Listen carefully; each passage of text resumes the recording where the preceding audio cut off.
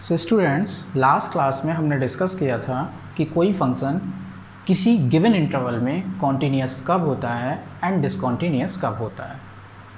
फिर से एक बार हम उसको इन शॉर्ट रिपीट कर देते हैं कि कोई फंक्शन किसी गिवन इंटरवल में कॉन्टीन्यूअस तभी होता है जब उस इंटरवल में फंक्शन का ग्राफ वेल कनेक्टेड हो। मीन्स उस इंटरवल में अगर हम फंक्शन का ग्राफ बनाएं तो वो कहीं पे भी ब्रेक ना हो रहा हो। अंडरस्टैंड? मीन्स उस इंटरवल में फंक्शन का ग्राफ बनाने के लिए हमको पिन को कहीं पे भी लिफ्ट ना करना पड़े, क्योंकि लिफ्ट तभी नहीं करना पड़ेगा जब वो कहीं पे ब्रेक नहीं हो रहा होगा। और अगर गिवन इंटरवल में किसी भी एक पॉइंट पे फंक्शन का ग्राफ ब्रेक हो रहा है या पिन को हमको उठाना पड़ रहा है तो वो फंक्शन उस गिवन इंटरवल में डिसकॉन्टीन्यूअस फंक्शन कहलाता है। मीन्स कोई फंक्शन f(x) किसी इंटरवल a, b में कॉन्टीन्यूअस तभी होगा जब वो a पर भी कॉन्टीन्यूअस हो, b पर भी कॉन्टीन्यूअस हो एंड इसके बीच में जितने भी पॉइंट्स हैं उन सारे पॉइंट्स पे भी कॉन्टीन्यूअस हो। अंडरस्टैंड? अगर इन 3 टाइप के points A point, B point and इसके बीच के पॉइंट में किसी भी एक पॉइंट पे आपका फंक्शन कॉन्टीन्यूअस नहीं है, जैसे मान लिया ए पर कॉन्टीन्यूअस है, बी पर कॉन्टीन्यूअस है, लेकिन इसके बीच के जो पॉइंट्स हैं उन बीच के पॉइंट्स में से कोई एक पॉइंट ऐसा है जहाँ पर ये फंक्शन कॉन्टीन्यूअस नहीं है, तो फिर हम क्या बोलेंगे कि this function is discontinuous on this interval. Means अगर कोई फंक्शन किसी इंटरवल में कॉन्टीन्यूअस है तो उस इंटरवल में लाई करने वाली सारी वैल्यूज़ के करस्पॉन्डिंग वो कॉन्टीन्यूअस होना चाहिए। अगर एक भी पॉइंट के करस्पॉन्डिंग वो कॉन्टीन्यूअस नहीं है तो फिर वो गिवन फंक्शन उस गिवन इंटरवल में कॉन्टीन्यूअस फंक्शन नहीं कहलाएगा। क्या कहलाएगा? डिसकॉन्टीन्यूअस फंक्शन कहलाएगा। तो ये बातें हम लास्ट लेक्चर में डिस्कस कर चुके थे। अब इसके बाद नेक्स्ट टॉपिक में आते हैं कि अगर हमको कोई फंक्शन गिवन है देन मैथमेटिकली हम उसको कैसे चेक करेंगे कि वो फंक्शन कैसा है। भाई ग्राफ अगर बना होगा तो ग्राफ देख के तो हम बता सकते हैं कि फंक्शन कैसा है, कॉन्टीन्यूअस है कि डिसकॉन्टीन्यूअस है, लेकिन आपको एग्ज़ाम में फंक्शन दिया होगा, उसका ग्राफ थोड़ा ना दिया होगा। तो अगर आपको केवल फंक्शन गिवन है तो विदाउट स्केचिंग का ग्राफ, भाई हर फंक्शन का ग्राफ आप बना नहीं सकते हो, हर फंक्शन का ग्राफ हम बना नहीं सकते हैं। अंडरस्टैंड? तो हम लोग यहाँ मैथमेटिकल रूल एडॉप्ट करने वाले हैं।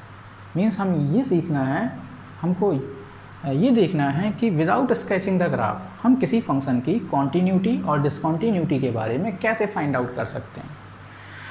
तो जैसे मान लिया f(x) मेरा कोई फंक्शन है और हमको चेक करना है कि x = a पर ये फंक्शन कैसा है, कॉन्टीन्यूअस है कि डिसकॉन्टीन्यूअस है। ठीक है? तो कॉन्टीन्यूअस का मतलब क्या है कि x = a पर इसका ग्राफ वेल कनेक्टेड होगा, और डिसकॉन्टीन्यूअस का मतलब क्या है कि x = a पर इसका ग्राफ वेल कनेक्टेड नहीं होगा। तो अगर हमें इस फंक्शन का x = a पर कॉन्टीन्यूटी या डिसकॉन्टीन्यूटी चेक करना है तो मान लिया इसका ग्राफ ये है और x = a पॉइंट आपका यहाँ पर ये है।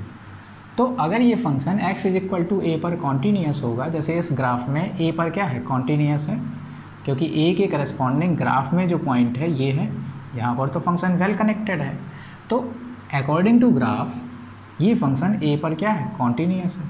तो अगर ये फंक्शन a पर कॉन्टीन्यूअस है तो आप ये देखिए a के जो जस्ट आगे वाला पॉइंट है ये तो a हो गया, ए के जस्ट आगे वाला जो पॉइंट है ये मैं थोड़ा दूर ले लिया ताकि आपको बिल्कुल अलग दिखे, लेकिन ये क्या है, ए के जस्ट आगे वाला पॉइंट है। ए के जस्ट आगे वाला पॉइंट क्या होगा, a + h। h क्या है, very very very small positive number. मतलब a में हमने very very very small positive number को जब ऐड किया तो हमें a के जस्ट आगे वाला पॉइंट मिल गया। तो a के जस्ट आगे वाले पॉइंट पे जो फंक्शन की वैल्यू होगी वो ये होगी, जो हाइट होती है वही तो फंक्शन की वैल्यू होती है। और a के जस्ट पीछे वाले पॉइंट पर देखो जरा, a के जस्ट पीछे वाला पॉइंट क्या होगा, ये होगा a - h। तो अगर हम a के जस्ट पीछे वाले पॉइंट पे फंक्शन की वैल्यू देखें तो वो ये होगी। तो आप क्या देख रहे हो कि a पर फंक्शन की हाइट, a + h पर फंक्शन की हाइट, a - h पर फंक्शन की हाइट, ये तीनों हाइट क्या है, इक्वल है। हालांकि मैंने ये जो इसके नेबर्स पॉइंट हैं, ए के आगे वाला पॉइंट, ए के पीछे वाला पॉइंट, इनको थोड़ा दूर दूर ले लिया था, तब भी ये आपको लगभग इक्वल दिख रही होंगी। तो आप इमेजिन करो कि अगर हम a प्लस एच को इसकी एक्चुअल पोजीशन में लेते, मतलब a के जस्ट आगे लेते, और a माइनस एच को भी a के जस्ट पीछे लेते, जस्ट लेफ़्ट में लेते, इसको जस्ट राइट में लेते, तो हमारे पास ये तीनों हाइट बिल्कुल एग्जैक्टली इक्वल आती। तो यही हमारी कॉन्टीन्यूटी की कंडीशन है, जो कि हम ग्राफ से ऑब्जर्व कर पा रहे हैं कि अगर कोई फंक्शन किसी गिवन पॉइंट पर कॉन्टीन्यूअस होगा ना, तो उस पॉइंट पर फंक्शन की वैल्यू, उस पॉइंट पर फंक्शन की वैल्यू, उसके जस्ट आगे वाले पॉइंट पर फंक्शन की वैल्यू, उसके जस्ट आगे वाले पॉइंट पर फंक्शन की वैल्यू, a प्लस का मतलब a के जस्ट आगे वाले पॉइंट पर फंक्शन की value, and a minus a के जस्ट पीछे वाले पॉइंट पर फंक्शन की वैल्यू। ये तीनों वैल्यूज़ क्या होंगी? इक्वल होंगी। ये तीनों वैल्यूज़ क्या होंगी? इक्वल होंगी। या हम इसी को ऐसे लिख सकते हैं, क्योंकि a के जस्ट पीछे वाला पॉइंट क्या होता है? a minus h.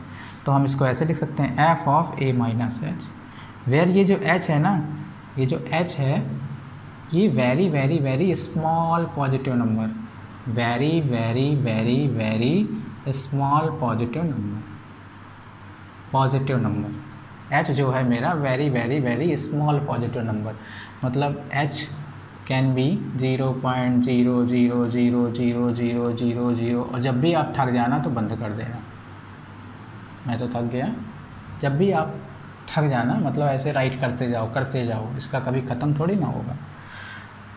तो जहाँ पे भी हम h यूज करेंगे तो वहाँ पे उसकी लिमिट भी लिखेंगे कि यहाँ पर जो h की लिमिट है, लिमिट एज टेंडिंग टू 0, मतलब बताएंगे कि जो h है इसकी जो लिमिट है वो क्या है? एज टेंडिंग टू 0, मतलब h इतना छोटा नंबर है कि this is approximately tending to 0 but not exactly 0, is equal to f a is equal to यहाँ पर limit as tending to 0 f of a plus h, क्योंकि a के just right वाले पॉइंट क्या होता है? a प्लस एच, और h के बारे में आपको पता ही है। तो जहाँ पे भी हम h का यूज़ करेंगे ना, तो वहाँ पर हमको h के बारे में ये तो डिफ़ाइन करना ही पड़ेगा। तो इस टाइप से क्या होगा, ये हमारे लिए लिमिट के टर्म्स में इसका मैथमेटिकल कंडीशन बन जाएगी, मतलब कॉन्टीन्यूटी की जो मैथमेटिकल कंडीशन है वो लिमिट्स के टर्म्स में बनेगी।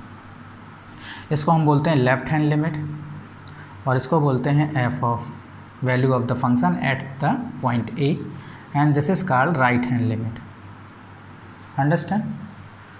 तो कोई फंक्शन अगर किसी पॉइंट पर, कोई फंक्शन अगर x is equal to a पर कॉन्टीन्यूअस है, तो उस पॉइंट पर लेफ्ट हैंड लिमिट, उस पॉइंट पर फंक्शन की वैल्यू, और उस पॉइंट के करस्पॉन्डिंग राइट हैंड लिमिट, ये तीनों क्या होना चाहिए? इक्वल होना चाहिए। तो यही हमारे लिए मैथमेटिकल कंडीशन है। मतलब अगर ये कंडीशन किसी पॉइंट के लिए होल्ड हो जाएगी, कोई भी पॉइंट a है, a के लिए अगर ये कंडीशन होल्ड हो जाएगी, तो हम बोलेंगे कि गिवन फंक्शन a पर कॉन्टीन्यूअस है, otherwise the given function would be discontinuous at x is equal to a। Understand? Means if left hand limit, right hand limit and value of the function at the given point, if all three values are equal, और equal होने के साथ साथ finite भी होना चाहिए। ऐसा नहीं कि सारी की सारी चीज़ें इनफाइनाइट हों, ये इनफाइनाइट है, ये इनफाइनाइट है, ये इनफाइनाइट है, ऐसा नहीं। सारी चीज़ें क्या होना चाहिए? फाइनाइट होना चाहिए। तो हमारा फंक्शन क्या होगा? कॉन्टीन्यूअस होगा। और अगर ये कंडीशन होल्ड नहीं हो रही है फॉर एनी पॉइंट, देन वो उस पॉइंट पर फंक्शन कैसा होगा? डिसकॉन्टीन्यूअस होगा। जैसे आप डिसकॉन्टीन्यूअस के ग्राफ से आप देखो, जैसे मान लिया ये हमारा एक फंक्शन है और उसका ग्राफ ये है, ओके, ये उसका ग्राफ है, ये पॉइंट आपका a है, ये जो पॉइंट है a है। तो a के करस्पॉन्डिंग फंक्शन की वैल्यू हम इस वाली ब्रांच से लेंगे, क्योंकि यहाँ पर हमने ये डॉट बनाया है, जहाँ पर डॉट होता है ना, उस ब्रांच के करस्पॉन्डिंग इस पॉइंट की वैल्यू निकाली जाती है। ठीक है, मतलब अगर हमें एक, जैसे मैं कहूँ ये b पर फंक्शन की वैल्यू क्या होगी? तो b पर फंक्शन की वैल्यू ये वाली हाइट होगी, ये वाली हाइट। c पर फंक्शन की वैल्यू क्या होगी? तो c पर ये वाली हाइट होगी। मैं कहूँ ये पॉइंट p है, p पर फंक्शन की वैल्यू क्या होगी? तो p पर फंक्शन की वैल्यू ये वाली हाइट होगी। लेकिन यहाँ पर a पे डाउट हो जाएगा ना कि a पर फंक्शन की वैल्यू क्या होगी। मतलब हम ये वाली हाइट लें मतलब इस ब्रांच के करस्पॉन्डिंग वाली हाइट लें कि इस ब्रांच के करस्पॉन्डिंग वाली हाइट लें, तो ए के करस्पॉन्डिंग जहाँ पर डॉट होगा, यहाँ पे डॉट है, तो इसके करस्पॉन्डिंग वाली हाइट हमको लेनी है। मतलब ये वाली हाइट हमको नहीं लेनी, क्योंकि यहाँ पर इस टाइप से है ना, तो अगर जहाँ पर ये वाला सर्कल होता है इसका मतलब ये है कि हमें इस ब्रांच के करस्पॉन्डिंग गिवन पॉइंट की वैल्यू नहीं लेनी है। मतलब गिवन पॉइंट की वैल्यू हम इस ब्रांच से निकालेंगे जिस ब्रांच में ये डॉट होता है। ओके, तो यहाँ पर अगर मैं कहूँ कि ए पर फंक्शन की वैल्यू बताओ, तो ए पर फंक्शन की वैल्यू ये वाली हाइट हो गई। अब मैं कहूँ ए के जस्ट आगे वाला जो पॉइंट होगा, मान लिया ये जस्ट आगे वाला, मैं तो बहुत दूर ले लेता हूँ और उसका रीज़न ये है ताकि आपको आसानी से दिख जाए, क्योंकि अगर हम ए के जस्ट क्लोज उस पॉइंट को ले लेंगे तो शायद आपको बिल्कुल अच्छे से नज़र नहीं आएगा। ठीक है, तो ए के जस्ट आगे वाला पॉइंट ये है ए प्लस एच, ए के जस्ट पीछे वाला पॉइंट ये है, इसको ए माइनस एच। ओके, तो अगर हम इन तीनों पॉइंट्स पर फंक्शन की वैल्यू यहाँ पर देखेंगे, हालांकि हमें पता है ग्राफ के द्वारा कि ये फंक्शन ए पर कैसा है, डिसकॉन्टीन्यूअस है, क्योंकि जब हम इस फंक्शन का ग्राफ बनाएंगे तो ए पर हमको पेन को उठाना पड़ेगा, क्योंकि इस फंक्शन का ग्राफ इस टाइप से है ना, ऐसे। तो पहले हमने ये बनाया, फिर पेन को उठाया, फिर इसको बनाया। अंडरस्टैंड? तो हमें क्या है, पेन को ए पर उठाना पड़ेगा। तो ग्राफ से तो हमको पहले से पता है कि ये फंक्शन डिसकॉन्टीन्यूअस है, लेकिन हम इस कंडीशन के को देखना चाहते हैं कि ये कंडीशन इसमें होल्ड हो रही है कि नहीं हो रही है। भाई अगर ये कंडीशन होल्ड होती है तो हम बोलते हैं कि गिवन फंक्शन कॉन्टीन्यूअस है, और अगर ये कंडीशन होल्ड नहीं होगी तो गिवन फंक्शन डिसकॉन्टीन्यूअस होगा। तो यहाँ पर हम इसी कंडीशन को चेक कर रहे हैं। ठीक है, तो ए पर तो फंक्शन की वैल्यू ये वाली हाइट है, ए के जस्ट आगे वाले पॉइंट पर फंक्शन की वैल्यू ये वाली हाइट है, ए के जस्ट पीछे वाले पॉइंट पर फंक्शन की वैल्यू ये वाली हाइट है। तो आपको सीधा नज़र आ रहा होगा कि इन तीनों हाइट में बहुत बड़ा डिफरेंस है। हालांकि ये दोनों हाइट तो इक्वल हैं, लेकिन तीनों इक्वल होना चाहिए ना, तीनों इक्वल तो नहीं है। तो अगर तीनों इक्वल नहीं हैं तो ए पर हमारा फंक्शन कॉन्टीन्यूअस नहीं होगा, और अगर कॉन्टीन्यूअस नहीं होगा तो फिर क्या होगा, डिसकॉन्टीन्यूअस होगा, जो कि हम पहले ही ग्राफ से ऑब्जर्व कर पा रहे थे। अंडरस्टैंड? तो अगर हमें कोई भी फंक्शन गिवन है और उस फंक्शन की किसी पॉइंट पर कॉन्टीन्यूटी या डिसकॉन्टीन्यूटी को चेक करना है, तो उस पॉइंट के करस्पॉन्डिंग हम right hand limit, left hand limit and value of the function calculate करेंगे। अगर ये तीनों वैल्यू साइमल्टेनियसली इक्वल होंगी एंड फाइनाइट होंगी, देन आपका गिवन फंक्शन गिवन पॉइंट पर कॉन्टीन्यूअस होगा, अदरवाइज वो डिसकॉन्टीन्यूअस फंक्शन होगा। अंडरस्टैंड? सो आज हमने ये स्टडी किया कि कोई भी फंक्शन अगर हमको गिवन हो, देन मैथमेटिकली फार्मूले की हेल्प से विदाउट स्केचिंग द ग्राफ हम उस फंक्शन की कॉन्टीन्यूटी और डिसकॉन्टीन्यूटी को कैसे आइडेंटिफाई कर सकते हैं। Understand? In the next lecture I will discuss some questions related on continuity and discontinuity. Okay.